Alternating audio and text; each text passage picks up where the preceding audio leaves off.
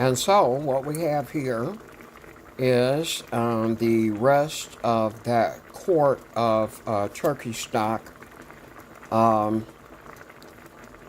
Turned it up, put it in a pan, turned it up, waited until it boiled down to where it is now, because I had it on pretty high heat.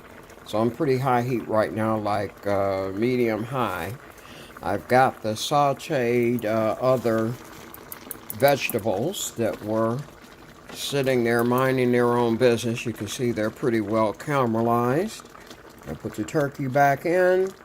It's at a high boil, and there's not a whole lot of liquid to cover it, and that's kind of not the point when you're braising. There's supposed to be just a small amount of liquid, as you can see, that will help to tenderize and cook. And so what's going to happen now is it is going to get covered. I have put the turkey pieces skin side down as much as possible. It's covered, cutting it off, going directly into the oven. And you can see this is a braiser.